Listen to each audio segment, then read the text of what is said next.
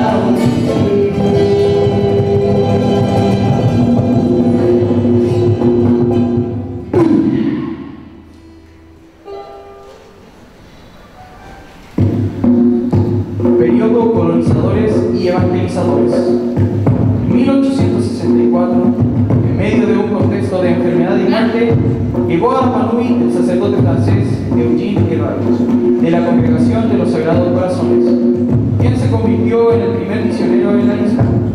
Él introduce el catolicismo, lo que significó nuevos cambios en la sociedad. Junto a la llegada de los misioneros, el año 1868, se establece un navegante francés de apellido Bornier, conocido por los Rapa Nui como Pito Pito, quien, según los testimonios recogidos, comenzó a sobornar y engañar a los Rapa Nui con diversos regalos para sustraerles sus terrenos.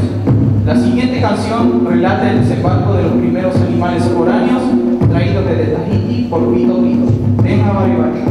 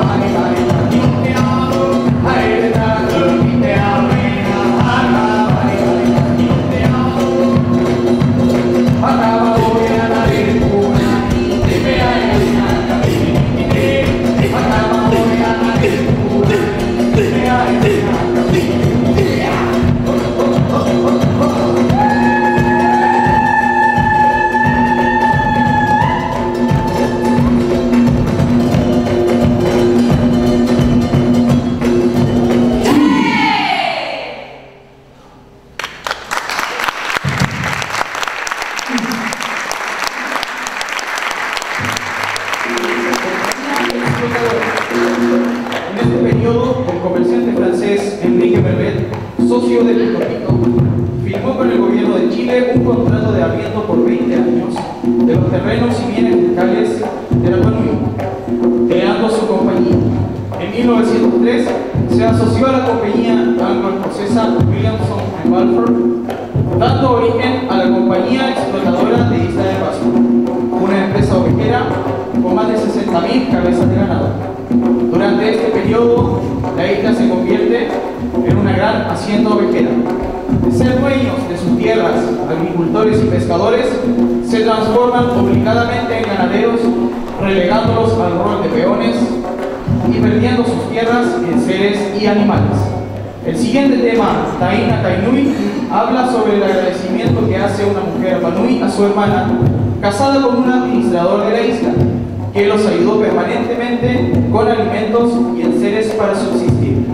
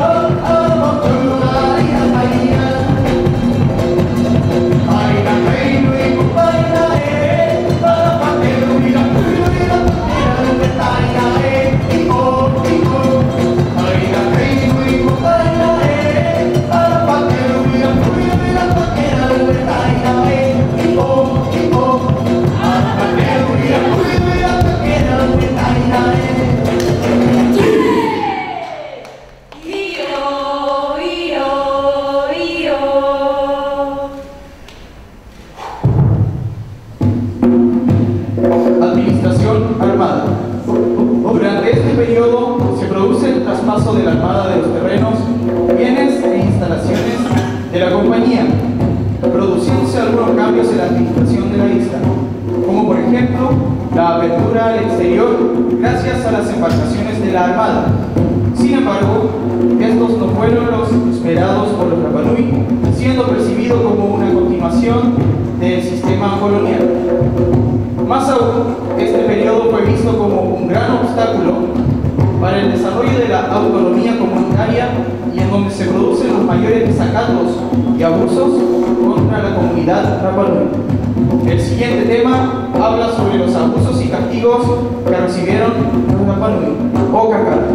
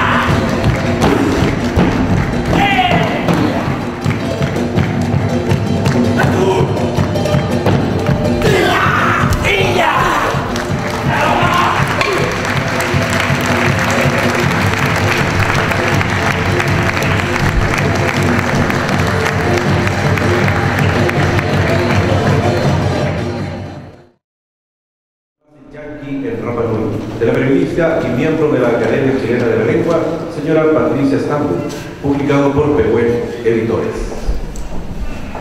Agradecemos la presencia de las autoridades universitarias, invitados especiales y amigos que hoy nos acompañan.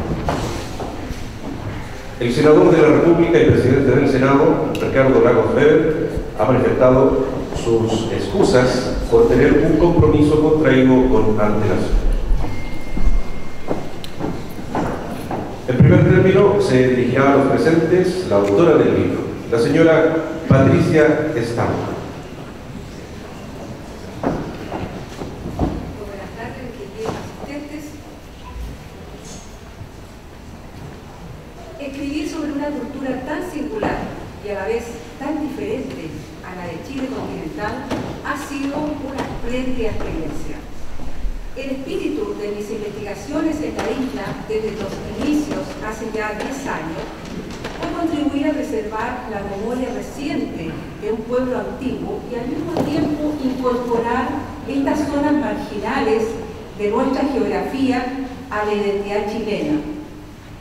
La identidad de un país que siempre ha sido y es centralista, olvidadizo y hasta displicente e incluso irresponsable con sus regiones lejanas. Como dice un actor de televisión, ya lo dije, ¿qué? Por eso me agrada que hoy estén presentes en este salón de honor los alumnos de la Cátedra de Historia de Chile de la Escuela de Periodismo de la Pontificia Universidad Católica de Valparaíso,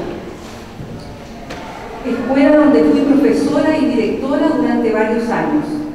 Nuestro angosto Chile es más ancho y más Chile cuando valora y hace suya la real diversidad geográfica, cultural y étnica que disfruta. Esta modalidad de escritura, esta forma de investigar y de presentar la historia es llamada periodismo literario o literatura testimonial. Hay otros nombres. Son obras en las que se asocian periodismo, historia contemporánea y literatura. El periodo investigado debe ser necesariamente contemporáneo para que los hechos vividos puedan ser contados por sus protagonistas y sus testigos. Si no, sería novela histórica. El resultado es un retrato de época, un retrato con palabras a partir de las narraciones de estos protagonistas, un registro de la memoria, pero desde adentro de la comunidad. Es el género que fue distinguido por la Academia Sueca a lo lograr en el año 2015 el Premio Nobel de Literatura a la periodista Svetlana Alexievich. ¿Qué hace ella? Entrevistas. Se trata de una perspectiva distinta, es el punto de vista de quienes nunca tuvieron voz en el relato de la historia universal, que es, por lo general, la historia de los próceres, de los seres excepcionales, de los grandes sucesos, en definitiva la historia del poder. El objetivo es reconstruir hasta donde sea posible una o varias vidas o los hechos ocurridos en un determinado periodo de tiempo. En el caso de Rapa Nui, hay que considerar que la tradición tan polinésica de contarse la historia desde los tiempos remotos, de abuelos y padres a hijos y nietos, ha sido seriamente afectada por los cambios culturales. Como ellos mismos, los Rapa Nui, me lo han dicho, yo les devuelvo su historia. Creo que no saben los Rapa Nui lo mucho que significan para mí esas palabras. En esta obra no hay imaginación, son relatos verídicos, memorias narradas por quienes las vivieron, sus protagonistas y testigos calificados. Varios de ellos, felizmente, están hoy día en este salón de honor y ya los presentaremos. Es lo que yo llamo memoria viva. Y por otro lado, la historia no oficial, aquella parte de los hechos que suelen no aparecer en los textos y que, en mi opinión, aporta información valiosa desde la dimensión cotidiana de la vida. Es decir, a partir de ese quehacer con el que gira el mundo todos los días, junto a las grandes decisiones políticas. Es la sorprendente dimensión extraordinaria que se oculta en la aparente simpleza de lo ordinario y cotidiano. Y lo ordinario y cotidiano puede también explicar el devenir de los pueblos, sus procesos y transformaciones. La historia la hacemos todos. Elegí este tema de la base norteamericana porque no había sido investigado. Mi opción siempre ha sido trabajar en áreas inexploradas. Durante el breve periodo de 5 años que comprende el libro, la presencia norteamericana fue muy intensa.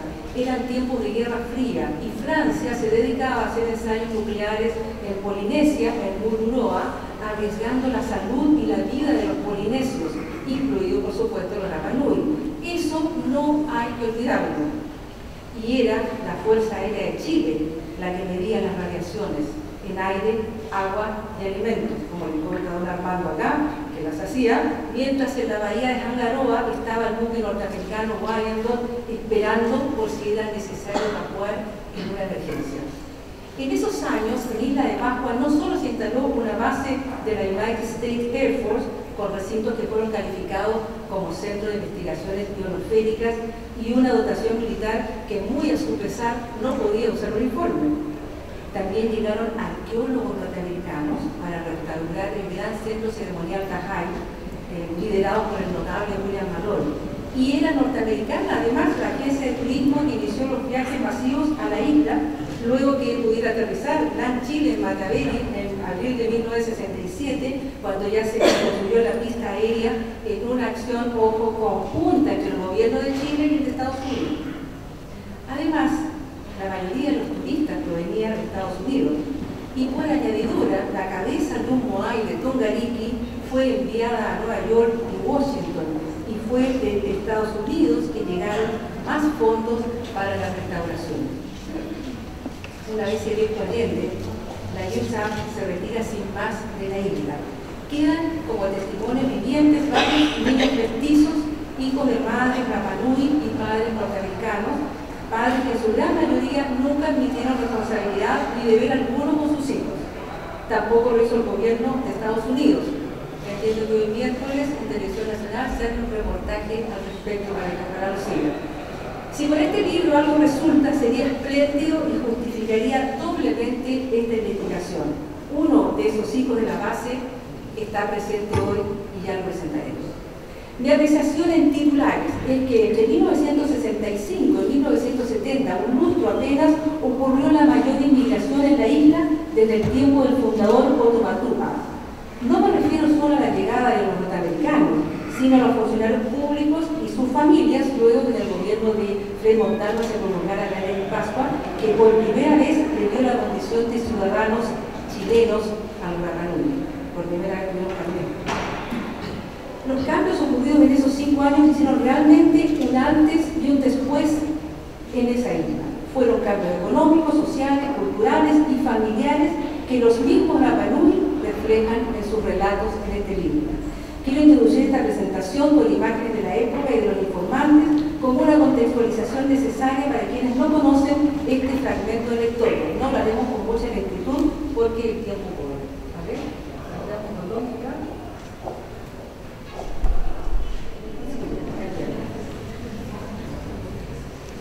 Vamos a presentar a continuación, comenzará la presentación del libro el señor Eugenio Pimiza, miembro de la Academia Chilena de la Lengua.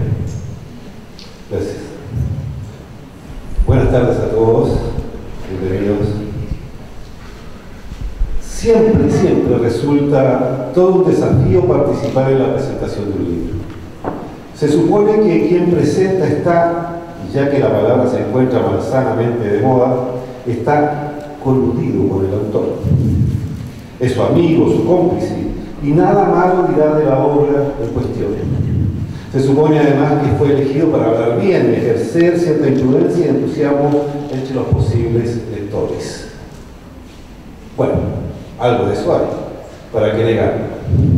Pero el desafío en este caso resulta mucho más extremo que lo habitual, porque este es un libro provocador, contra el tiempo, el pasado, el olvido y, ¿por qué no?, el abandono. Ya desafía desde su título en pascuense en inglés, Llorana y Culpable. ¿Desapareció?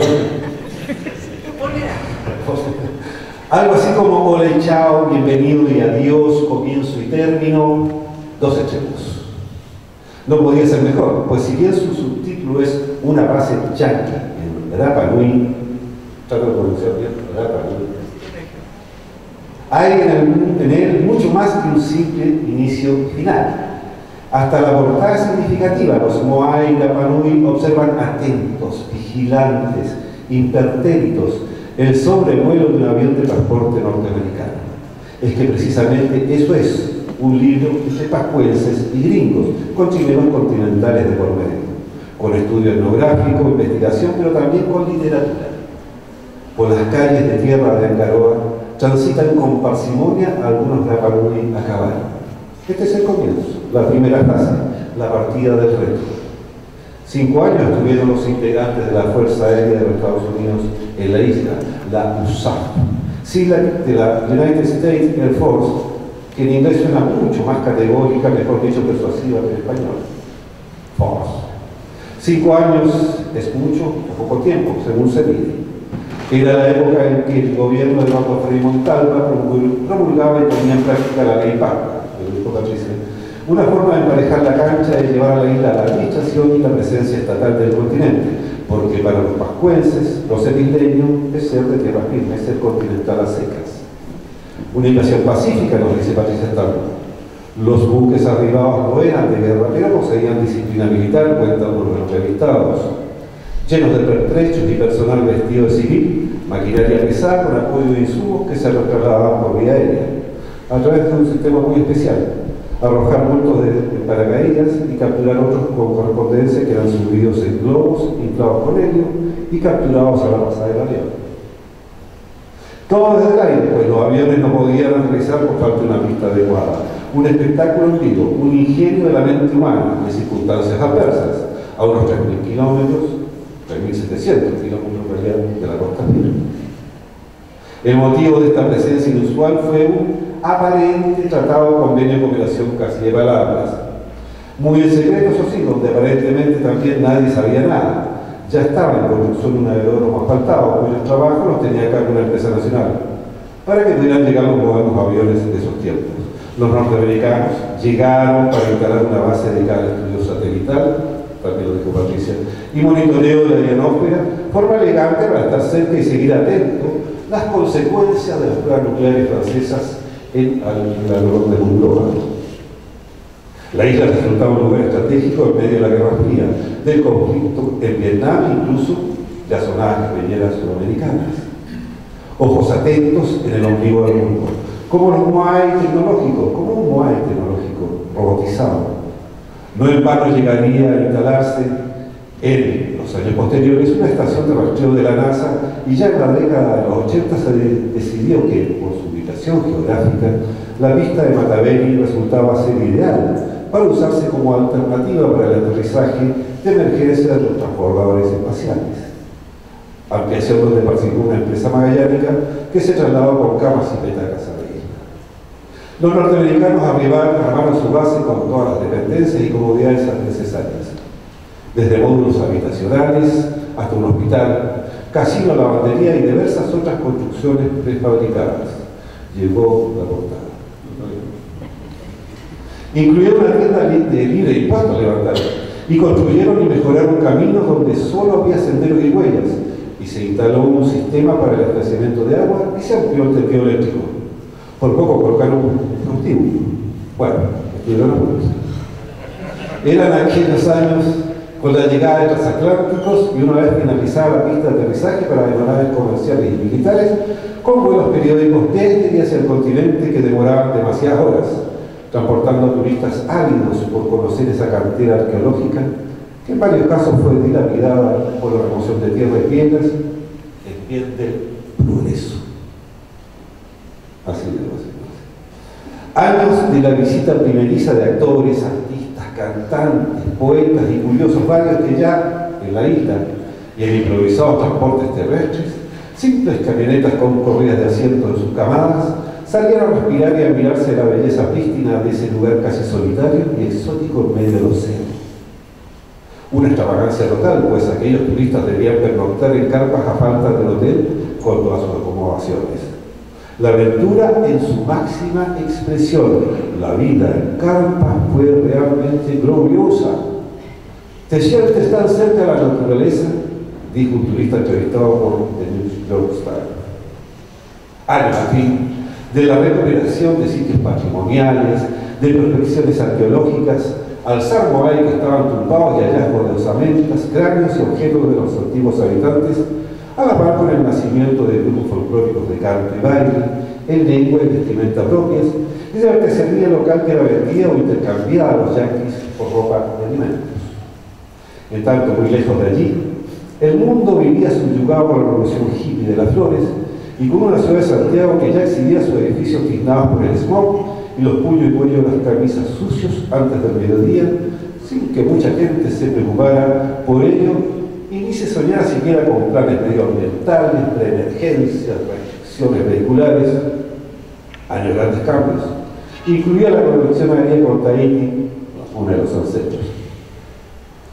Paréntesis, en el año 1966, el gran periodista Tito Munt escribía en un diario nacional, que no voy a nombrar porque no leo propaganda, un artículo sobre el smog, que ahora se le dice contaminación ambiental, porque smog suena a esa nube que habla como esa nube tóxica, negra, fantasmal, sobre Santiago. La verdad que quizás muchos leyeron eso en ese entonces y dentro de un oído, pero eso sucedía ya en el año 66, mucho antes, ¿no es cierto? Tito Munt fue alguien que avisó de esto, ¿cierto? Tiempo al fin con el sacerdote capuchino Sebastián Engel, legando para que la isla no sufriera la contaminación cultural, siguiera bajo la provisión de la Armada con presencia de la Fuerza Aérea y no de la administración civil a cargo de los llamados tirepetes, vale decir, los pobretones, los mediocres. Y tirepetes. Chileno pobre. Sí, yo no quise decir eso, pero sí. Son pobretones. Sí, claro. Bueno, y con la notable motonave Navarino, la misma que surcaba los canales enfrentando al Golfo de Penas y sus temporales, y que ayudó a volar con chilotes la Patagonia, llevando a Isla de Pascua el precario barataje estatal. 1000 toneladas de carga en su primer viaje, además de personal de carabineros, juzgado, registro civil, CONAF, ECA, Banco del Estado de Chile. No me acuerdo. Años con abundancia de bienes de consumo, con nuevas fuentes laborales y buenos sueldos para los esforzados servidores públicos que debían permanecer durante meses relegados en una isla solitaria a espaldas de la civilización. Sueldos de hasta un 200% más de lo normal, gracias a la condición de considerarse a Arapanui como zona extrema, único de sentido estatal que importa a fin de cuentas, puesto de hacer patria y soberanía es y será siempre la frase cliché para ilusos. ¿Y qué menos? Se está hablando de ir a vivir aislado del mundo, sin acceso a nada, o sea, en el centro de la nada, como me insinuaba uno de aquellos sacrificados servidores hace unos meses, precisamente. Yo no le quise responder.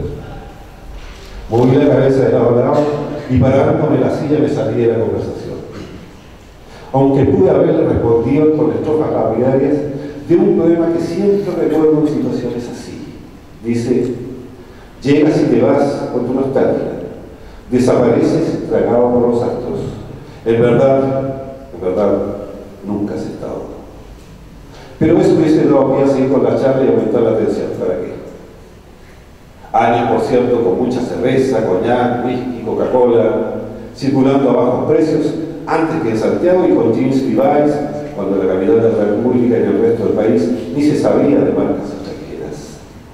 Salvo en Punta Arenas, gracias a la franquicia rolera del Puerto Libre. Por fin, el 18 de agosto de 1966, un habitante isleño recibía su cédula de identidad, la número 1 de la historia de Isla de Pascua, cédula nacional chilena. La mujer tenía 92 años. Habían transcurrido nada menos que 78 años desde la conexión de aquella isla a Chile. Una estadística dolorosa. El problema de los desechos, de la basura, resulta un dolor de cabeza en cualquier parte. Pascua no fue ni es la excepción. Los norteamericanos iban a botar desperdicios en un lugar habilitado para ello y se formó la costumbre. Los isleños acudían hasta allí para recoger todo aquello que pudiera ser de utilidad. Muy pronto, enterados de esto los yanquis, fueron dejando bolsas con alimentos, vestimentas, golosinas, para que fueran retiradas y repartidas entre los lugareños. Y siguieron llegando visitas de todo tipo, incluidos 3 cubanos y 2 bolivianos que conformaban parte del grupo guerrillero del Che Guevara en Bolivia, y que se salvaron y huyeron hacia Chile. Fueron deportados vía Tahití con escala en Isla de Pascua, que menos. Allí entra en escena la visita del entonces presidente del Senado, el doctor Salvador Allende, quien también debió hospedarse en una carpa hotelera. Jugó al ping-pong con los guerrilleros y lo hizo respecto al agua con los de nacionalidad boliviana. Se aseguró que los yanquis no los retendrían y quiso conocer en detalle las instalaciones del país, símbolo del capitalismo. No pudo. Así se selló la permanencia de la base norteamericana en la isla. Me queda poco tiempo para entrar al gobierno de Chile, así que apenas sepan ustedes que soy el presidente, van a salir volando de aquí. Así dijo. Aunque los yanquis no esperaron ser echados, ni tontos ni perezosos, tomaron sus cosas y se fueron. Capítulo aparte para las relaciones entre los norteamericanos y las residentes, donde hubo desde amores fugaces y sin mayor trascendencia, a relaciones más duraderas que incluso terminaron en el matrimonio, dice Patricia Strong. Y continúa, todo invitaba al encuentro, la soledad de los norteamericanos durante el tiempo que permanecían, el encanto y la liberalidad de las muchachas de Rapa Nui, la novedad y la alegría de las fiestas, la presentación física de los niños, siempre limpios y bien vestidos, además de su gentileza y el trato delicado que aplicaban en la conquista de las mujeres. Pero no había control de natalidad, ni fue un drama mayor que las muchachas comenzaran a quedar embarazadas. Un extenso capítulo del libro está dedicado precisamente a los hijos de los gringos, donde la autora de primera fuente apela al testimonio directo de sus entrevistados, quienes dan a conocer los alcances y consecuencias experimentadas por causa de este mestizaje. Relatos dolorosos, de desarraigo y experiencias difíciles, desacomodos. Aquí se profundiza por vía directa cada historia, cada caso, y los testimonios asombran y conmocionan. Lo trató muy bien Patricia Strong en su discurso de incorporación a la Academia Chilena de Lengua como su correspondiente por Viña del Mar. Mi método ha sido la entrevista en profundidad para obtener registros testimoniales de primera fuente que me han permitido reconstruir fragmentos de la vida de ese pueblo. Hacer retratos de una época a partir de las narraciones de sus protagonistas, es decir, recuperar los episodios principales desde dentro de la comunidad. Es una perspectiva distinta. Es el punto de vista de quienes nunca tuvieron voz en el relato de la historia universal, que es, por lo general, la historia de los próceres, de los seres excepcionales, de los grandes sucesos, la historia del poder. Otro paréntesis, y lo citaba de Patricia, la premio Nobel, Leana Alexievich, fue precisamente una autora que dio sobre esta especie de género periodismo literario. Patricia Strong comenzó en el año 1976 con el libro de la Parra de la Secretaría. Habría que hacer ese pequeño. Segundo paréntesis, y no más. No se cierra el libro con estos testimonios. En 1971 llegaba a Rapa Nui en una visita de 11 días el poeta Pablo Neruda junto a Matilde Urrutia, los folcloristas Charo Cofré y su marido Hugo Arevalo. Neruda tuvo sí más suerte que Allende. No se alojó en una carpa, sino en una residencia para huéspedes de la Fuerza Aérea. Pero lo que llegó con ímpetu divisionista fueron las ideologías políticas, sin interesarles dónde alojarse, si en una carpa como hotel. Fue también una época álgida entre los unos y los otros. Las ideas llegaban como demostración de que definitivamente Pascua era parte del país, con toda la turbulencia y enconos de aquellos tiempos, aunque la división de pensamientos no llegó a mayores. En eso tuvo suerte la Perú. Gracias a su lejanía se salvó de ese lugar para argentinos políticos. Llegar hasta ella representaba mucho gasto de combustible, habiendo lugares más cercanos. Repetiré un párrafo que expresé en el año 2014 a Patricia como correspondiente de la Academia Chilena de la Lengua. Y esto a raíz de Ronco, la historia oculta de Pascua. Esta historia oculta, donde lo oculto tiene que ver con todo aquello que no conviene divulgarse, lebra incluida para mantener saludable el turismo, va a perdurar para la mayoría de los futuros habitantes isleños y para mantener fresca y vigente la historia de sus antepasados. Estos conceptos siguen siendo válidos para Yolanda y Uruguay, porque su autora nuevamente da el blanco, y por como lo expresó hace una semana solamente en una de las redes sociales el periodista Carlos Delganovich, que no va a destacar de ser, quien precisamente fue alumno de Patricia de esta misma universidad, dijo que en la isla ya hay 3.200 autos y casi 700 motos. Cuesta estacionar y se forman tacos. La modernidad, con sus cambios de hábitos, que si se inició en los años 60, llegó a Pascua para no irse jamás. Habrán dicho goodbye los yanquis, pero las escuelas del progreso, con todas sus facilidades y complicaciones, quedarán permanentes. Forever. Para bien o para mal, no se puede volver al pasado. Y bien, la presentación de un libro, como dije al principio, sirve para entusiasmar a los futuros lectores. Espero, por mi parte, haberlo logrado saber. Muchas gracias, mi nombre.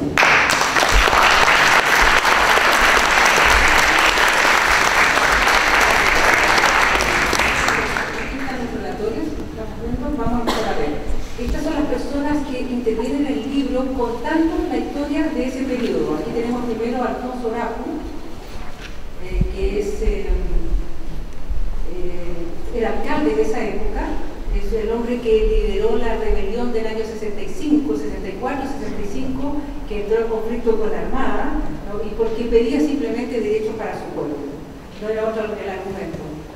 Alfredo Tuqui, que actualmente trabaja en la gobernación y que actuó como gobernador subrogante durante muchísimo tiempo. Ana Ramajango, la mamá de Betty Jaboa Ramajango, ligada a una gran historia de relación con las mestizaje con los administradores de la compañía, porque tiene sangre escocesa y sangre inglesa por esa razón. Ana Lola Tuqui, que ha sido como talibán, porque siempre empiezo la historia con ella, y que en su momento puso un bar cuando llegaron los gringos, el Fargostown, allá le decían Fargostown. Bueno, Ángela Tepano, que es la madre de un hijo de gringo. Don Armando Navarro, por favor, le pido, voy presentando lo que están, porque esto es memoria viva.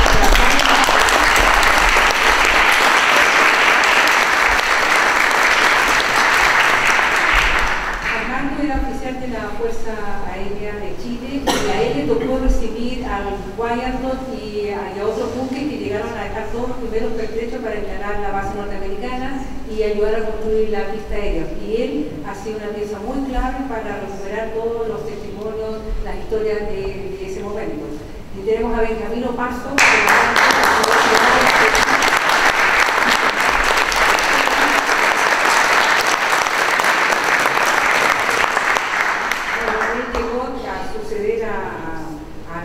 y se hizo cargo de la relación con los gringos, que no era fácil porque él tenía que estar por sobre la autoridad de los norteamericanos, cosa que no parecía a lo mejor, pero era. Los norteamericanos le reclamaban porque no podían usar un uniforme incluso, pero todavía no quieren llegar a esas casas. En fin. Carlos Gallegos, que fue ayudante de gobernación y también a cargo de la comisaría. Enrique Pacarati, un apellido muy local, que era el hijo adoptivo del padre de Sebastián Inglés, que era muy pequeñito cuando llegó a su casa. Edmundo Edwards, que si tienen ustedes es la oveja negra o la oveja blanca de los Edwards, en el sentido de que es un hombre diferente, que vive hace muchos años en la Pascua y que le tocó también estar en todo ese periodo porque era reportero, era periodista y llegaba con su caballo a la pista. Se le atravesaba a caballo para ir a despachar, en fin, como podía. Elian Araki, que fue quien impresionó a Salvador Allende cuando le puso una corona de flores en la llegada de Allende en febrero del año 68. Y Allende realmente quedó embrujado por ella. Ella era una chica de 17 años y bailaba maravillosamente como nuestras bailarinas lo han hecho hoy día. Emilia Juti, que recibía en su casa a los gringos. Enrique Kraus, que tuvo que ir a apagar incendios porque realmente se resistían a la presencia del gobernador, no les gustaba la acción del poder civil y él tuvo que ir como era entonces subsecretario. Graciela Paté, que tuvo una relación bastante extensa con un norteamericano y cuyo hijo ya lo vamos a presentar, que está en esta sala. Hanana, María Isabel Paté, que se casó con un norteamericano, el único matrimonio que se celebró allá mismo en la isla, tuvieron que subir en la edad a ella, se la falsificó el propio oficial del registro civil para darle una oportunidad de que saliera a buscar mejores caminos en la vida. Don Hernán Pérez de Tuela, por favor, don Hernán de pie.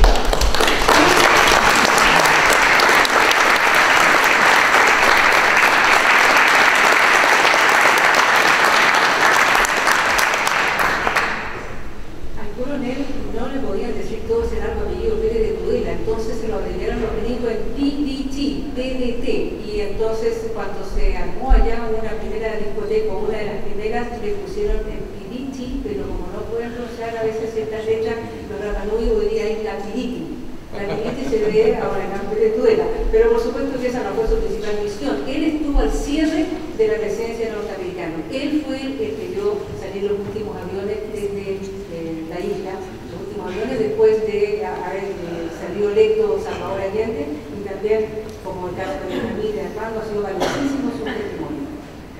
Hugo Pont, que trabajó en la Fuerza Aérea, el doctor Jaime Figueroa, que estuvo durante mucho tiempo y también estuvo hacia el final, en el mismo periodo de comandante.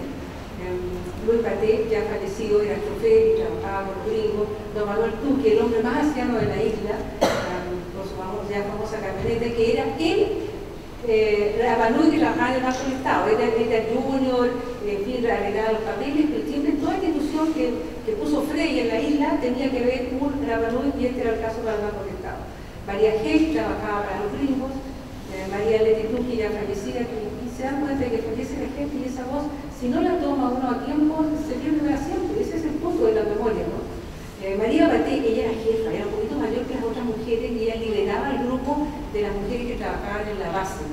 También se enamoró de un gringo, pero finalmente no se decidió y no se fue con él. Era un oficial, en su caso. María Liroloco tuvo una hija con un gringo, se casó con Mauricio Valdés posteriormente, que llegó a trabajar para la ONSA. Oriel Senkovich, que lo deben mirar ustedes, sobre todo si hay algún demócrata cristiano acá, porque ella es patrona y estuvo allá también un periodo. Su marido trabajaba en la LOM, que era la construcción del aeropuerto. Orlando Paoa, que se hizo empresario, en esos momentos era un colaborador muy destacado de la Fuerza Aérea. Paul Pollard llegó a los 16 años a la isla de Pascua con su papá, que era el que hacía las fotografías para reconstruir la Tajay, ¿no? Rafael Bravo es el arqueólogo natural de la isla de Pascua, sabe muchísimo. Aquí se encuentra con Bill Ayers, que en ese momento llega a la isla cuando estoy yo, y se produce este encuentro, y Bill Ayers era un muchachito recién egresado de arqueología cuando va a trabajar con Malloy en la reconstrucción de Tajay. Hoy día vemos tan bien, pero ya veremos cómo estaba en esa época. Don Rafael Tuqui fue un año solamente alcalde, tuvo que renunciar, falleció también hace poco. Ramón Meléndez, él es mi entrevistado norteamericano. Bueno, estaba a lo mejor irreconocible para ustedes, pero ya voy a tener una foto más joven. Rodolfo Paoa trabajaba para la Fuerza Aérea, le gusta mucho, como vemos ahí con su insignia. Selma Tuqui era camarera en la base, sigue siendo su Boreales Nacional. Y solo Gael Fati, una de las últimas memorias de Rapanui, lamentablemente fallecido. Con él murió su apellido desde el punto de vista sanguíneo, tiene hijas adoptivas, pero hijos de sangre no tiene. ¿Cuál es la historia? Así era la isla de Pascua en esos años 66. Ese era el correo, se llegaba a caballo, se transitaba a caballo, no había más que un par de jeeps en la isla. Esta es la calle principal, si conocen Pascua, alguno de ustedes, verá la diferencia, no era un barrial tremendo cuando llovía, ¿no? Y esta es la calle que da la iglesia, la Tepito de Menúa, y aquí tenemos la iglesia, como era entonces, pequeñita, un pueblo siempre muy católico. Ahí está uno de los pocos vehículos que había entonces en la isla. El Wyandotte, este gran barco norteamericano que estaba listo para llevarse a todos los isleños si es que había una contaminación mayor en las explosiones atómicas de Francia. Esta es la descarga en Anaquena, de la que Armando fue completamente testigo cuando bajaban los camiones en barcazas que llevaban los gringos, llevaron 5 o 6 barcazas. Este es el modesto convenio que encontré después de mucho buscar por aquí. Pero allá no está firmado, pero es exactamente una sola hoja. Por supuesto que tiene que haber mucha más documentación en el Ministerio de Defensa. Me dice donde también que no la hay. Ojalá, así que yo con esta aquí se ve. En la próxima semana lo visito. Pero ¿qué es esto? Nada más unas cuantas líneas que dicen los conceptos muy generales de cómo se enlazan las Fuerzas Aéreas de Chile y firman los dos comandantes. No hubo tratado, no hubo nada. Bueno, fue un poquito insólita la situación para llegar a mandar un coche. El Tropper Pickup, antes que esté lista la pista, como bien lo saben las personas presentes, era lanzar paracaídas, la correspondencia, la carga y lo que fuera necesario mientras no se podía aterrizar. Aquí está el globo de helio que a la vez recogía la correspondencia, pasaba el avión, cortaba el cordón, se volaba el globo y recogía entonces la correspondencia o lo que se estuviera enviando. Este era el cartel del Banco del Estado de la época.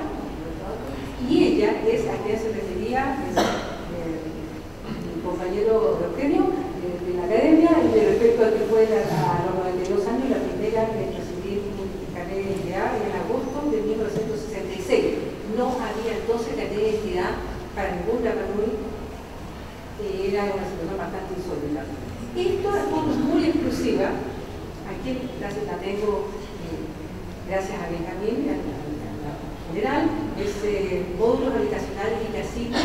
Nadie había visto una foto de cómo era la instalación de los gringos, que parecía como un mito. Pues aquí están las fotos reales, aquí hay otro aspecto de esas fotos.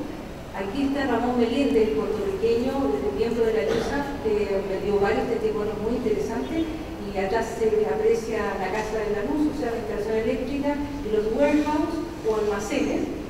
Aquí sale el norteamericano que era de la dotación del Banco Wyandotte, no era propiamente uniformado, era cocinero, pero fue el padre de la primera hija norteamericano, que es Julie Hay Brown. Acá están, por eso, Benjamín Paso y Lloyd Sidler, en un momento de encuentro que era frecuente. Como ven, Sidler no lleva ningún distintivo del United States Air Force, o sea, va con una camiseta común y corriente. Y acá está Darren Lee Moulton y Graciela Patel. Una historia de amor, más larga que otras, y tenemos aquí con nosotros al hijo, que ya lo vamos a presentar. Los portaaviones franceses, Jean d'Arc, la presencia francesa se notaba. Esta foto también es muy elocuente, de la dio Jaime Figueroa.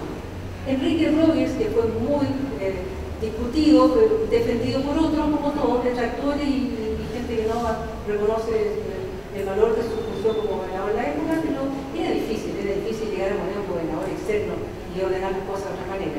Este era el bus de los gringos. Se hacía muy simpático la presencia norteamericana cuando podían trasladar hasta los niños y a los empleados en un bus a los extraordinarios. En abril del 67 llega el primer avión Orlando y entonces el Rapanui, que tiene un gran sentido de adaptación, inmediatamente forma un conjunto para presentarse en homenaje, abre locales. Aquí está en primer plano Eliana Araki, que hacía la muchacha de quien se enamoró ayer, Luis Salvador, que está sonriente mirando a la cámara. Así eran las casas donde llegaban gringos multimillonarios a alojarse y se encontraban todos grandiosos. Claro. ¿No? Ana Lola Tucci el día de hoy, en su momento también reaccionó y puso sus bars. William Malloy, un hombre realmente fantástico como arqueólogo, hizo una gran tarea allá, y así era la Hyde, para los que lo conocen.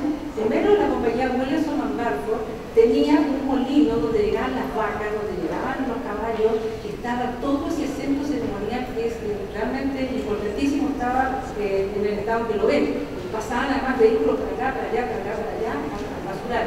Ahí empiezan a levantar ya el primer modal en ese centro ceremonial, ¿no? A reconstruir el embarcadero, a reconstruir por fragmentos los ajos y a levantar los modales a pedazos, algunos de ellos están ya cerrados.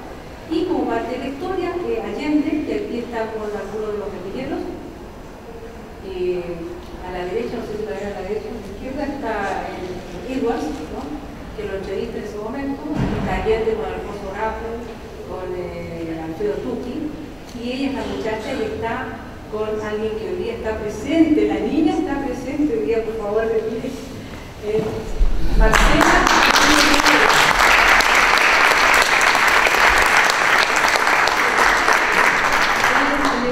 Con su hermano Rodrigo, y abrir el avión, no sé si el día exacto que llegó ayer y ya puso la corona, me parece que ese día exactamente. O sea, la historia está aquí redonda, completa por todos los lados. La cabeza que llevaron desde Grafo con Gariki a Nueva York y a Washington para conseguir fondos, quien está ahí acostado a la derecha es William Malone. En el trayecto se muere el padre Ingrid de New Orleans. ¿Y quiénes están allí? Las dos personas aquí que vamos a tener que tratar de fotografiar la misma pose, porque son Hernán Predetuela y Benjamín Opaso, en el momento.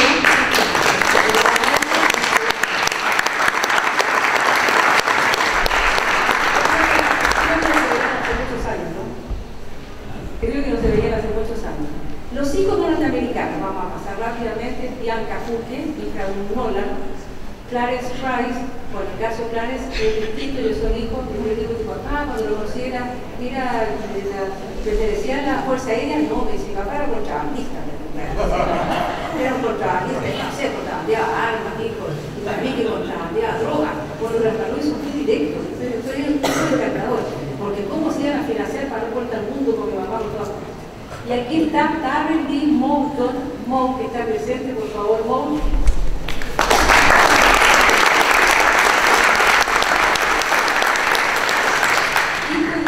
Un miembro de la USAP que tiene una artesanía preciosa que quiso traer para mostrar junto a los libros que están afuera. Muchas gracias, Moulton, por estar presente hoy día.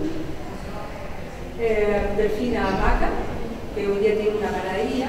James Price, esta es una tremenda historia. A los 12 años lo sacaron de Isla de Pascua para mandarlo a un lugar de menores. Fue fatal, no voy a entrar en más detalles. Jimmy Crossan, su madre, junto con Terry Crossan, son hijos de una señora Araki, que en su momento se fue a Estados Unidos a vivir con los norteamericanos. Pedro Hito, que hoy día trabaja en una infancia tremenda, terrible, hoy día por la parte. Rafael Tuquetepano, que sale hoy día en el reportaje en la televisión. Roberto Teao, que es otro hijo de norteamericano. Simón Pucci Bacarati, hijo de norteamericano. Toña Mahone, que su padre, por lo que se casaron, lo único que se casaron, que tiene en el patio de su casa un moai, este moai extraño. Y Ali Fletcher, que fue hijo norteamericano, que fue académico de la época. Aquí tenemos una foto bastante especial de Neruda bailando con la Ramadura y la Pascua. Y este es el mundo que de alguna manera se concluye cuando o empieza a desaparecer o a esfumarse cuando los norteamericanos entran en la Isla de Pascua. El mundo de los viejos, de la historia oral, de los ancestros, el padre que es muy fuerte y que controla toda la situación familiar. Esa es la despedida entonces, y hasta aquí llego yo para que siga los siguientes presentadores. Y una más, goodbye.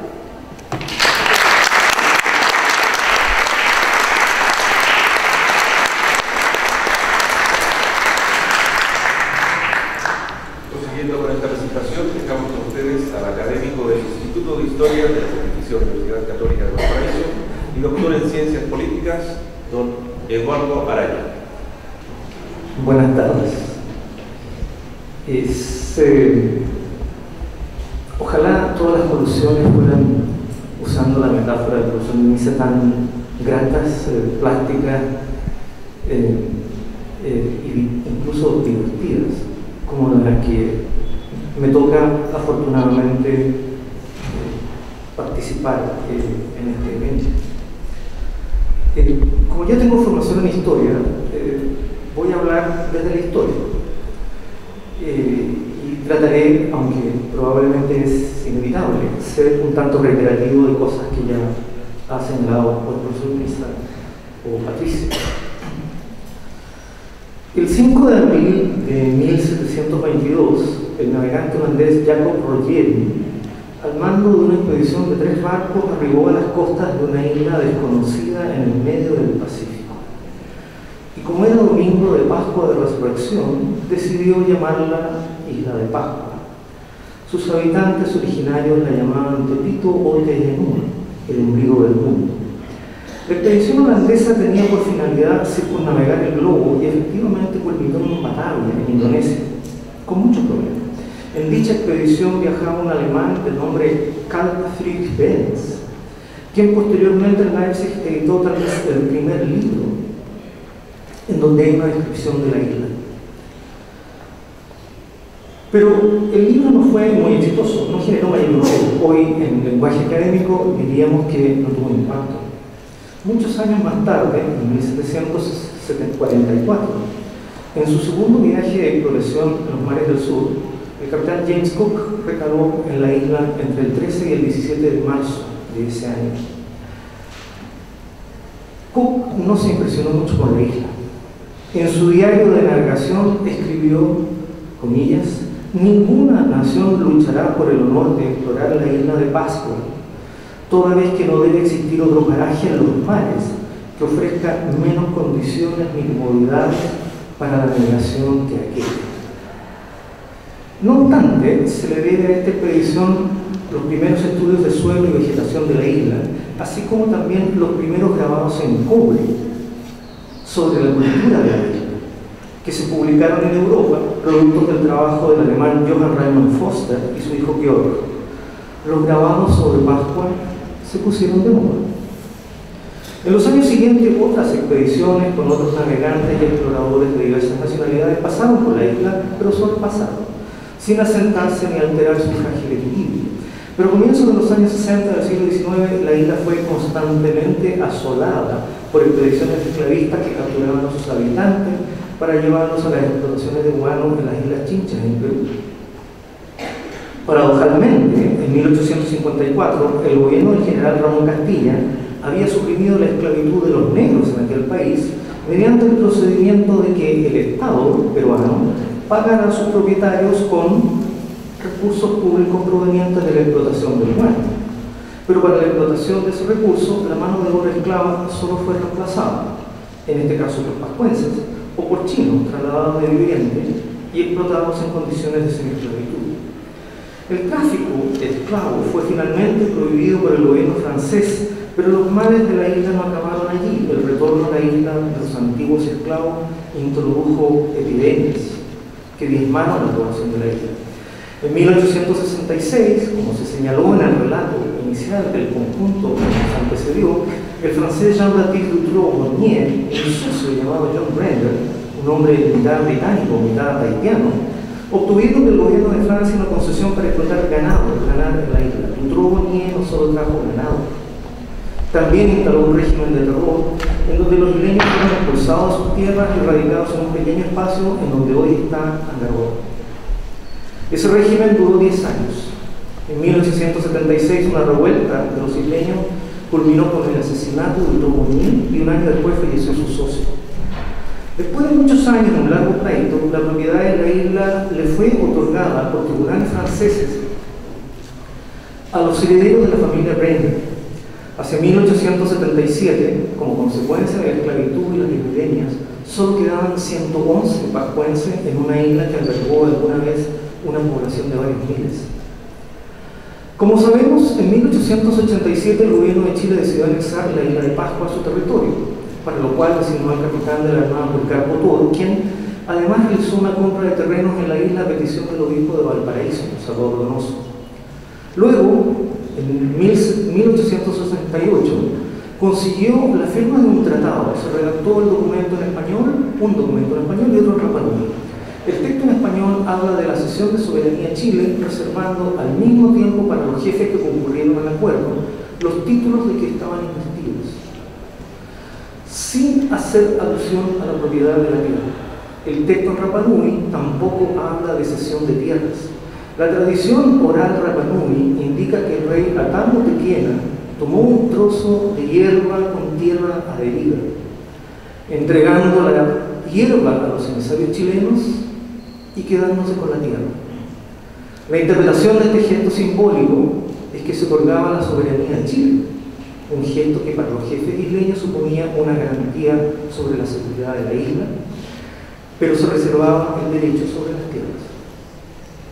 En 1895 el gobierno chileno, sin haber podido desarrollar una política de colonización, optó por dar en arrendamiento las tierras de la isla Enrique y Numa Merlé, quienes habían obtenido los derechos de la familia Breder.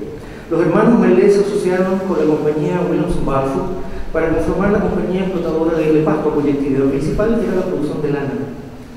Lo paradojal es que nuevamente, ahora bajo la soberanía del gobierno de Chile, la compañía impuso a los nativos un régimen de trabajo servil no muy distinto al que había tenido el antiguo Dutroux-Monnier, hasta que en 1914 se produjo un levantamiento de los nativos, que fue finalmente controlado cuando llegó un buque de la Armada. cuyos oficiales, a pesar de detener a los líderes de la revuelta, informaron a sus superiores que el levantamiento fue provocado, comillas, por los actos brutales y salvajes cometidos por Berley y los administradores de la compañía. Recién en 1916 la isla se convirtió en subdelegación del departamento de Valparaíso. Paradojalmente, el Estado chileno decidió renovar el arrendamiento de la compañía, aunque buscó mecanismos de compensación cediendo tierras a los habitantes de la isla. Durante muchos años la Armada representó la única presencia del Estado en Pascua. La situación de la isla bajo jurisdicción naval mejoró en algunos aspectos, pero hasta los años 60, por ejemplo, los habitantes de la isla, como se señaló, aún no tenían documentos de identidad. En ese contexto es que se produjo el movimiento secesionista liderado por Alfonso Ramos.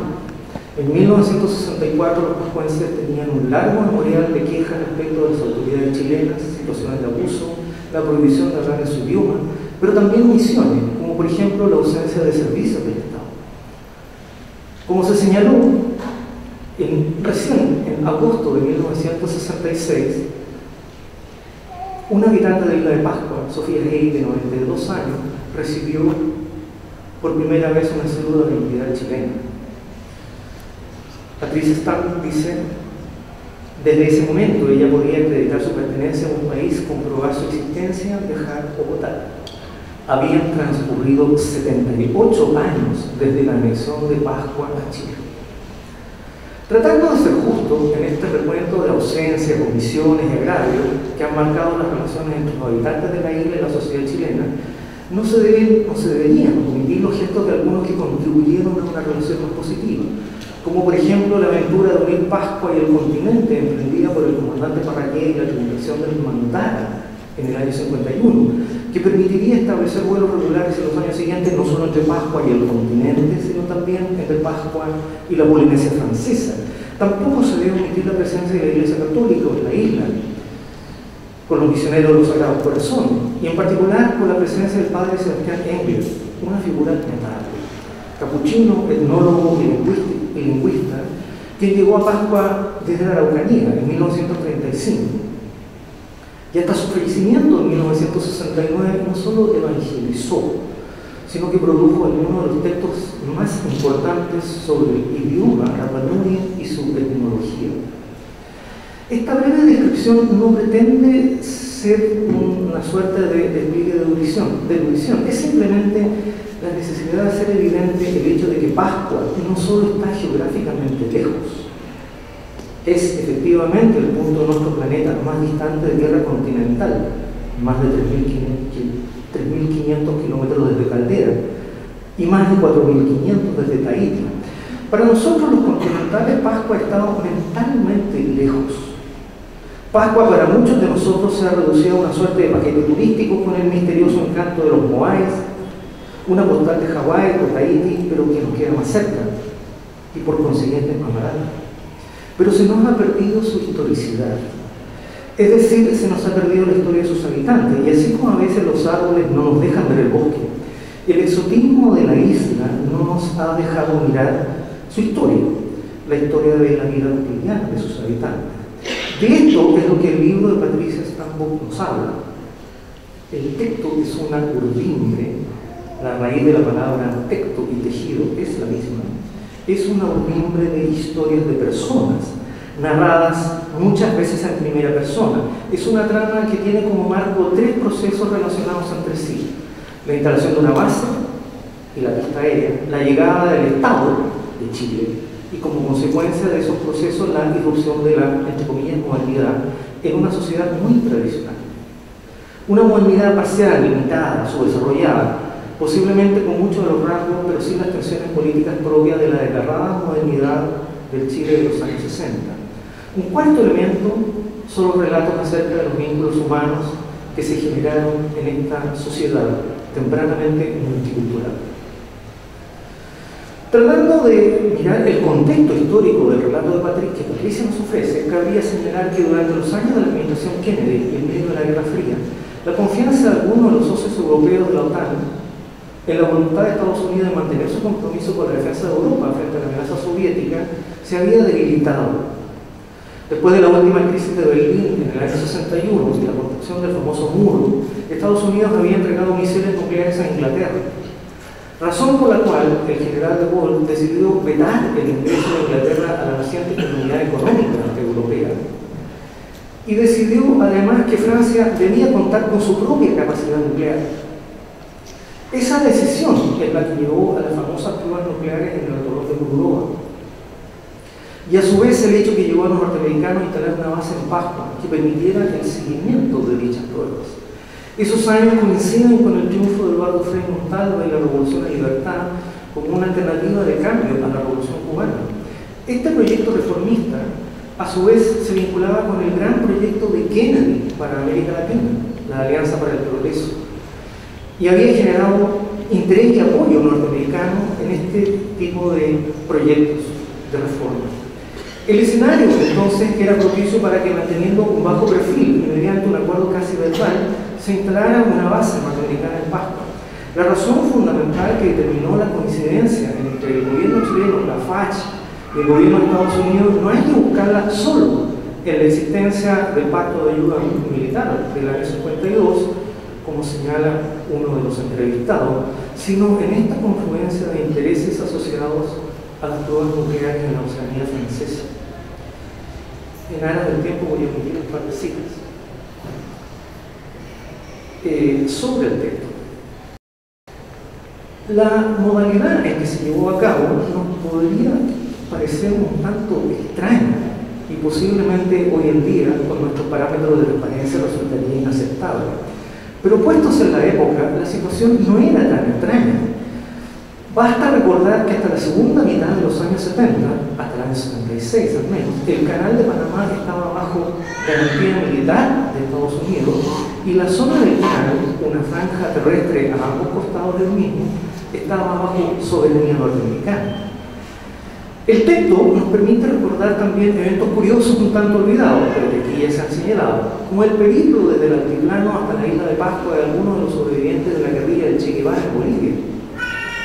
Su traslado a Pascua fue la alternativa para que pudiesen retornar a Cuba circunnavegando el globo terráqueo, como los antiguos navegantes del siglo XVIII, pero en avión, a fin de evitar escalas en países latinoamericanos, por ese entonces plagados de dictaduras militares que podrían poner en riesgo la seguridad de los guerrilleros. Pero también la presencia allí de Salvador Allende, por entonces presidente del Senado, pero Allende era también presidente del capítulo chileno de la Organización Latinoamericana de Solidaridad, OLAS, creada en La Habana ese mismo año para solidarizar con las luchas de liberación nacional, es decir, con los movimientos guerrilleros. Sin embargo, la muerte de Che ese mismo año hizo que esa organización perdiera toda relevancia. El relato de la presencia de Allende en la isla tiene tonos pintorescos, pero también un dato no menor, que también ya se señaló aquí. En su periplo turístico por la isla, Allende expresó la temprana voluntad de terminar con la presencia norteamericana en la isla. La salida de los norteamericanos se concretó tras el triunfo de Allende en el 70, y aunque sobre este punto podremos especular, sin mucha evidencia documental, cabe recordar que respecto del gobierno de Allende, el gobierno de Richard Nixon realizó esfuerzos muy tempranos para que no llegara a asumir como presidente. Pero también, no hay que olvidar, que en la coyuntura internacional de 1970, en los inicios de la llamada distensión, las instalaciones norteamericanas de la isla de Pascua ya no eran necesarias. Hacía mucho que en Mururoa ya no se hacían pruebas nucleares.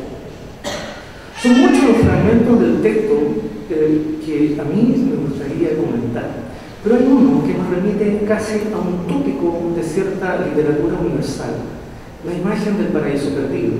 En el testimonio de uno de los norteamericanos que llegan a la isla, dice lo siguiente: salí de Estados Unidos al principio de enero del 67, en un pequeño barco con tripulación civil. Me sorprendió mucho la tranquilidad de la isla. No había carreteras, ni caminos, ni tiendas, ni luces, ni ruido. No había prisa, ni tampoco molestias. Solo paz y tranquilidad. A veces pienso que damos un paso adelante y dos atrás. Me imagino que los ancianos Rapanui comentarán algo parecido. También me sorprendió el buen trato y el carácter de los isleños. Eran muy respetuosos, humildes y se veían muy contentos con nuestra presencia. Era fácil hacer amistad con ellos. Yo no veía pobreza. consideraban más bien que era un estilo de vida. Ellos estaban felices y contentos, dedicados a la pesca, a sembrar, a cosechar. Nunca los vi como pobres, al contrario, los veía como ricos, aislados en medio de la contaminación del mundo. El libro de Patricia es sorprendente y con certeza sus lectores encontrarán diversos motivos para sorprenderse, no necesariamente por la lógica de la intertextualidad, que puede ser correcto desde el punto de vista lingüístico, pero que también desacraliza los textos privando de buena parte de su magia. Tampoco solo por lo ignoto del tema, para la mayoría de nosotros, no. Creo que la razón más importante está en otro lugar. Creo que este texto nos permite hacer dialogar nuestros propios recuerdos con los recuerdos que nos hablan de la vida, con los recuerdos de otros que nos hablan de la vida.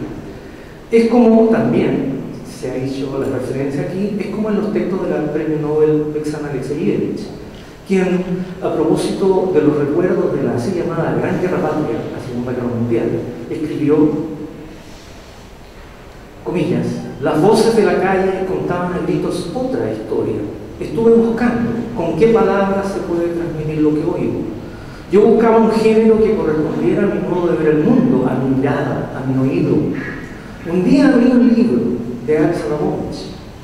La novela estaba construida a partir de las voces de la vida diaria, de lo que yo había escuchado en mi infancia, de lo que escuchaba en las calles. Había encontrado lo que estaba buscando. Sin lugar a dudas, Patricia también encontró lo que estaba buscando. Muchas gracias.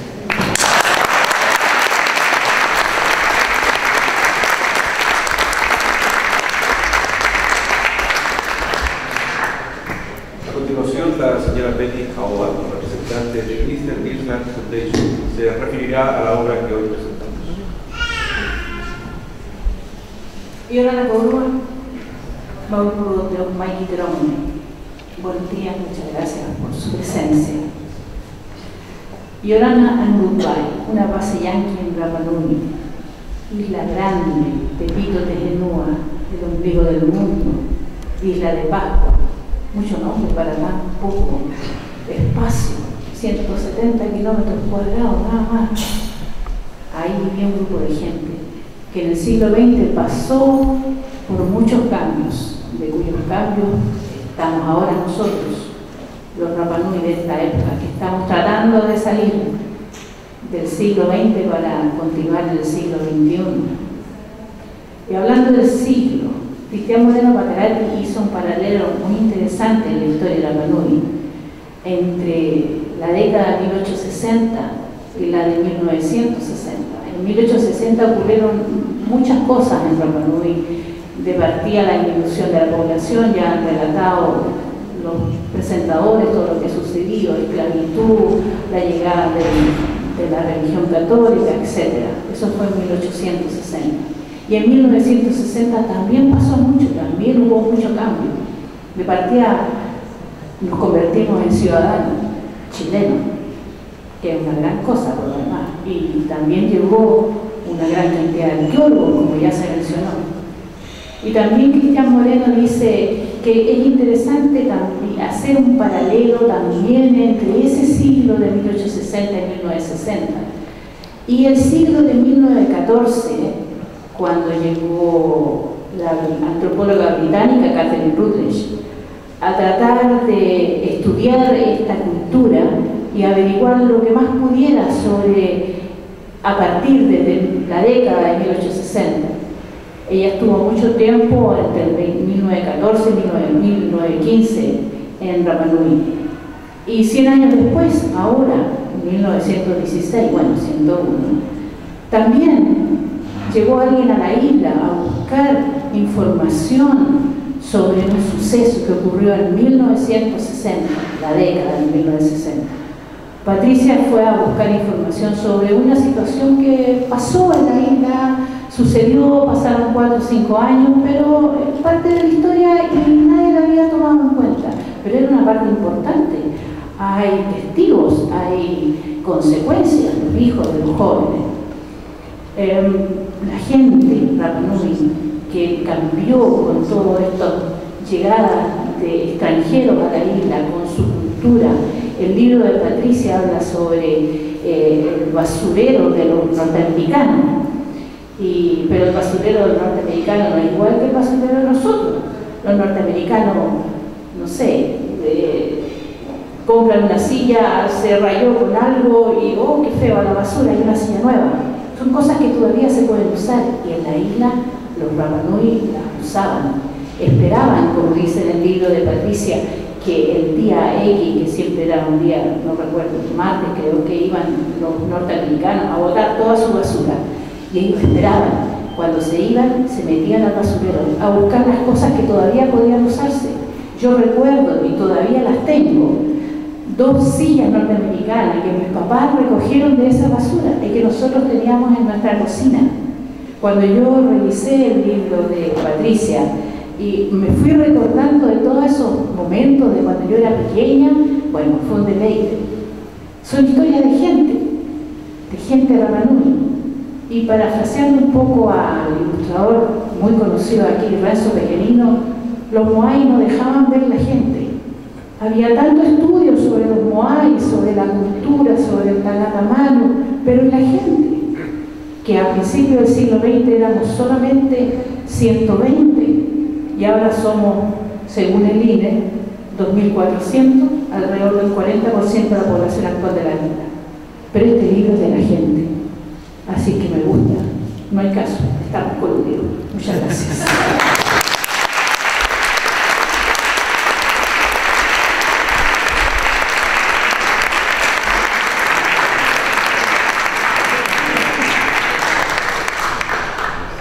La autora del libro, señora Patricia Stampo, dará unas palabras finales.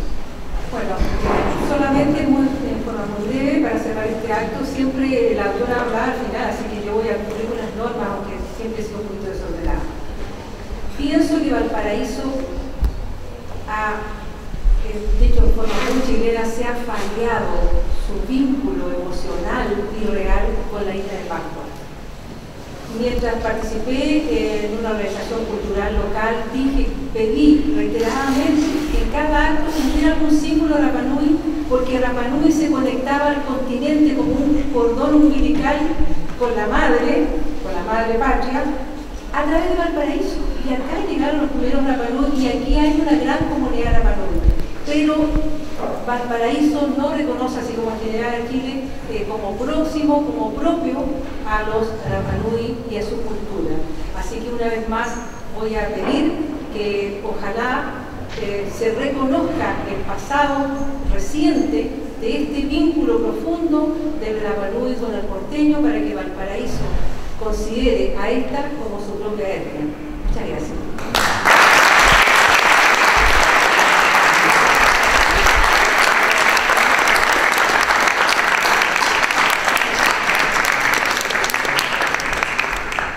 Finalmente, dejamos en este escenario el conjunto de baile Rapa Nui, Copu, Baikaba, y los recibimos con un fuerte aplauso.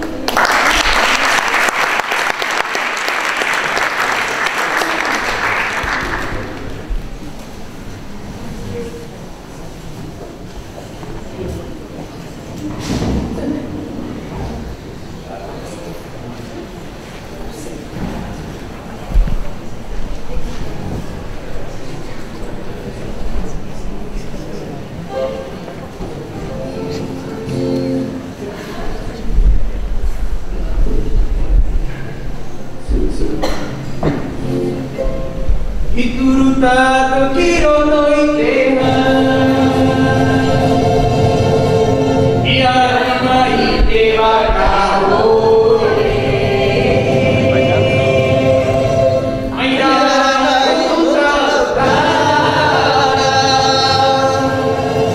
Hakatomoro ki hanaro atai Ituruta tokiro no itema Yarima ite wakao